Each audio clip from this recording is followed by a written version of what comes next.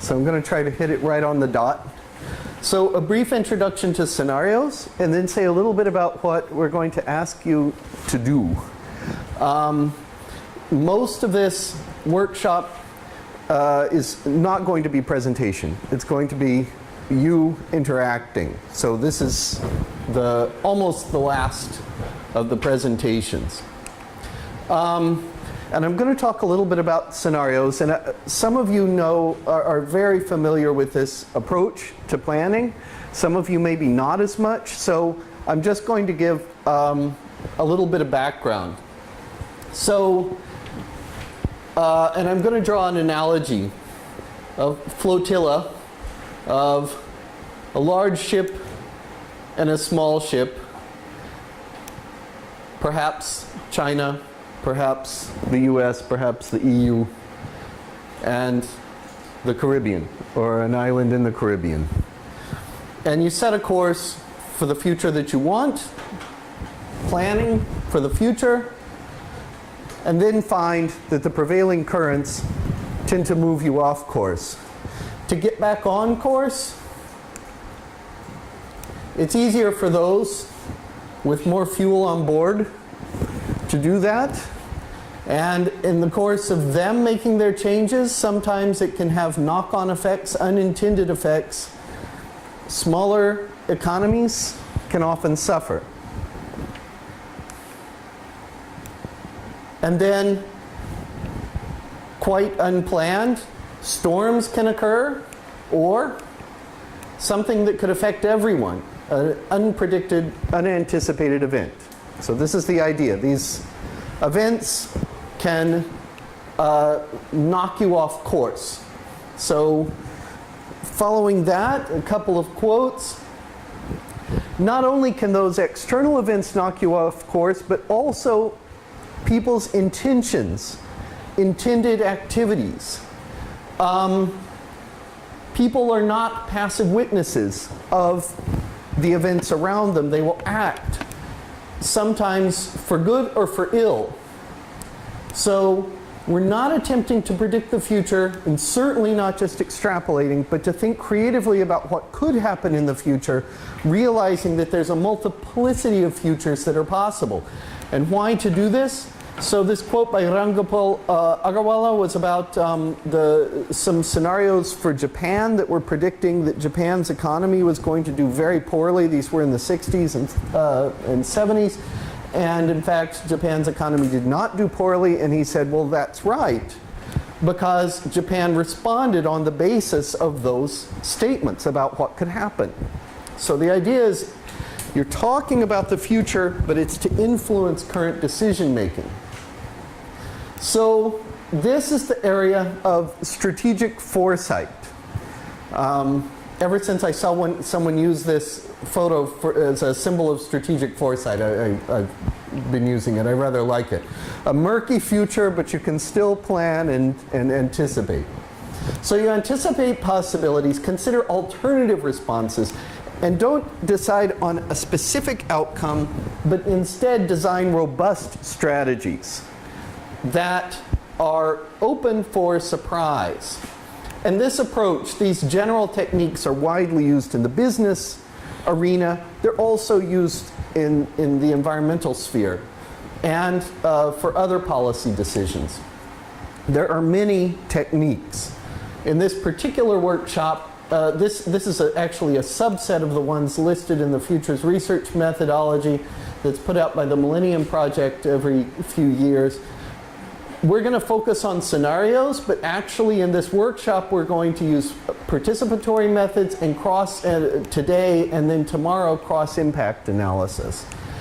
And the idea is that between these we cover all of these criteria. We can do quantitative and qualitative analysis and both normative and exploratory analysis. So scenarios, as I said before, they're coherent stories of the future, but the idea is to inform current decision making. They include qualitative input to capture culture, values, behaviors, unanticipated events, that are difficult to put into a model, but are something that you can think through, and imagination and insight. And then you support them by the quantitative analysis. So this is the modeling, to give some definiteness, explicitness, and detail and consistency, and accuracy and technical rigor. Again, not predictive. And I'll say just quickly here, the small models that appeared, and also the models in the middle that appeared in the slide, the overview that Professor Agard showed, the idea with those small models is this. You think creatively about the future, there are many alternatives, and instead of using a predictive model, you use a scenario model, one that can allow you to put in a variety of inputs, but that still captures as much as you know about the system, so that you can't just say anything.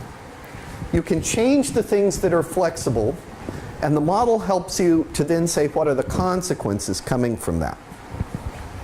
And in my case, what I'm looking at is some macroeconomic models, drawing on the structuralist tradition that is here, been developed very strongly here in the Caribbean. And you were talking about papers. There's one for this project and second round review on the macroeconomics. But it's not yet specific to the Caribbean, because the approach to modeling that I like to take is, first you ask for the inputs, the kind that we're going to ask you for here, and then build the model in response to that. Okay, but they describe futures that could be rather than will be, because the future can be surprising. So this is a nice example I like to share. This is from 1954, what they thought a home computer could look like in 2004. And this is what it actually looked like. This is from RAND. And it's not completely outrageous. This was a really new idea, having a screen. This keyboard input, instead of carrying your cards down the hallway and thinking you might trip, you have a keyboard, okay? And this is much smaller. Miniaturization. This was about as far as they could think about miniaturization at the time. It's much smaller than what they had. And you know, the steering wheel looks a little humorous, but actually it gives you some ways to move things around on the screen. Two steering wheels. The really unrealistic aspect of this is that the guy working on the computer is wearing a suit. So I don't wear this when I'm working on the computer. So you can use scenarios when there are so-called critical uncertainties, drivers that are highly uncertain and likely to have a high impact. If you've got high impact but low uncertainty, you're talking about trends. If you've got low impact but high uncertainty, that's fluctuations around the trend. So this is trend analysis here, but scenarios come in here. And that's often what we're talking about when we're talking about policy analysis. I mean, really often the scenarios are applicable when you talk about policy analysis. So the approach to these critical uncertainties is, first we identify driving forces, and then put them just simply on a plot of impact versus uncertainty. So take a driving force and say where it goes. The ones up in this corner, those are the critical uncertainties. Once you have the critical uncertainties, you identify an exhaustive set of states. In this case, it's not exhaustive, my mistake, but frequency of intense storms, for example, and then you've got a number of states. Oil price could follow a number of states, volatility, etc. Whatever your critical uncertainties are, you identify a finite number of states, 2 to 4.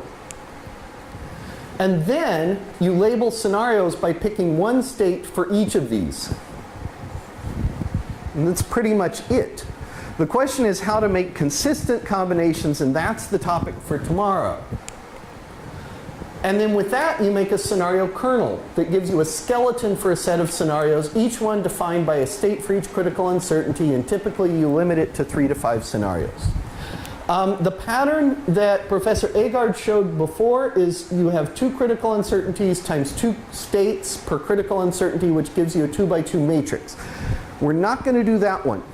We're going to do as many critical uncertainties as we think are appropriate, make the states for them, and then tomorrow, in a rather intensive exercise, have people go through and put in the information that will help us identify consistent ones.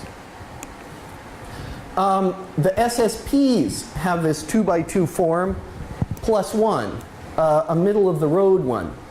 What the SSP developers decided is no matter what you say, no matter how much you say, you cannot pick a typical example for a scenario. People do. So we're going to just give them one and then tell them, don't stick with just that. Go over the whole space. But there is going to be a middle of the road one labeled by socioeconomic challenges for adaptation and socioeconomic challenges for mitigation. The process that I propose for this is to identify driving forces and policy levers. We'll do that today. Hopefully identify critical uncertainties in states. If we run out of time, that's okay. We'll work on it tomorrow. And then develop a scenario kernel for day 2 using an approach called cross-impact balances and using some software that's provided by the group that developed that in Germany. And then after the workshop, we will take that, develop the models, draft the narratives, and then share the scenarios in a second workshop, in an interactive workshop. So that's the overview. In a few moments, we're going to have a coffee break. After the coffee break, we'll come back and we'll work on identifying driving forces. But here's how we're going to do it. There's a number of ways to do it. And what we've decided is, given the rich experience in the room and the varied expertise, what we're going to do is give you a prompt for a question to discuss. And I think, is it still about union, about integration? Yeah, yes. Okay, so we'll ask you to discuss why isn't there a Caribbean Union? And through your discussions, we'll have note takers writing down what you say, capturing what you say to identify causal reasons for that, which will form the basis of our driving forces. And we'll show you the results afterwards. You may be saying, well, that doesn't sound quite right. But we tried it out yesterday, and you saw. You have a conversation, and they just come out. So we'll do this. We'll share it. We'll add some other driving forces that came up in the Water Access Project, and then also check with the Millennium Ecosystem Assessment scenarios that were done for the Caribbean by Professor Agard and collaborators, and we'll pull those together to make a list of driving forces for you to discuss subsequently. After lunch, also, there will be a second round of discussion about possible policy interventions. So before lunch, just discuss a prompt. After lunch, discuss policy interventions. Do you have any questions? Oh, and before we do that, sorry, I'll give a short presentation to set the scene after coffee break. Do you have any questions before coffee break?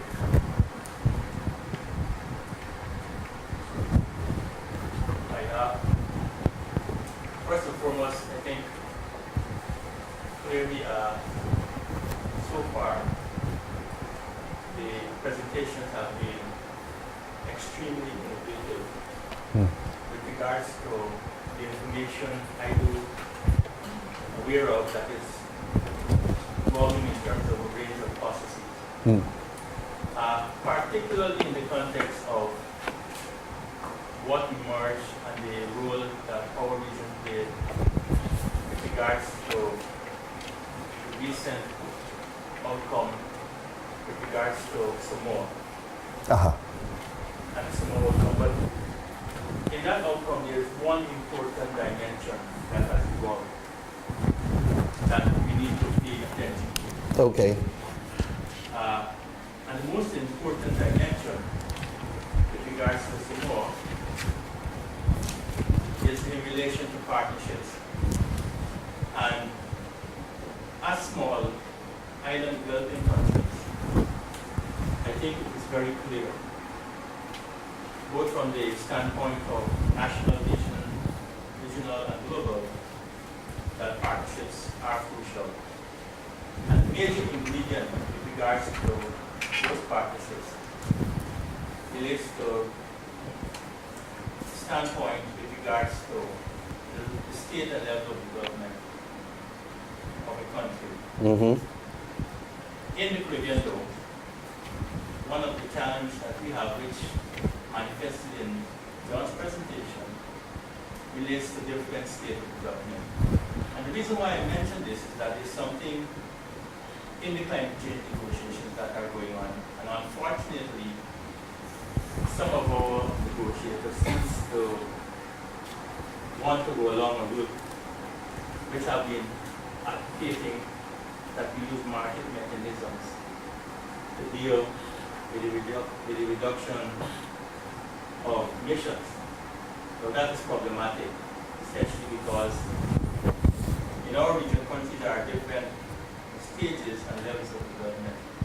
And from studies done in the past dealing with the environment, what those studies demonstrate, particularly a World Bank study demonstrates, is that unlike the developed countries, where you could distinguish between the use of market-based instruments and what is called command and control instruments, it is not so in small island developing countries. Since it's a transition, that we need to develop both the institutions and the mechanisms to better optimize the use of the market mechanism. Just one other little point, which is very important, and this is new, is that Caribbean countries in the past, looking at the Small Island State Development Action Program that the UN have been articulated as is, the focus was on vulnerability. The focus now is on middle income status. And a lot of our countries are caught in what is called a middle income trap. And the challenge with that are significant with regards to how we locate whatever model we come up with to deal with INC. And here is where I think John had the issue of growth, but he never elaborated on that element, and I was looking for some elaboration with regards to how we address the notion of growth in small islands, given those practical standards. Okay, thank you. I'll say that after the break, I'm going to give a short presentation, really short presentation, that's going to partly address that. A lot of that is going to be, so the team has been doing some literature review and model development so far, but this is something that we're going to carry forward. But that's the sort of, what you just said is the sort of discussion that we're hoping to spark for after the break. And the idea is, I'd be sitting down taking notes. I will facilitate to some degree, to the best of my ability. I'm going to watch hands and pass around. But the idea is that you'll be addressing each other, making statements of your beliefs about the Caribbean, exactly as you did. It was not precisely on the question, but frankly, that doesn't matter so much. We're looking for a prompt that will generate useful discussion. So please bring in the perspective that you think is relevant. And then we'll be capturing that, taking notes, and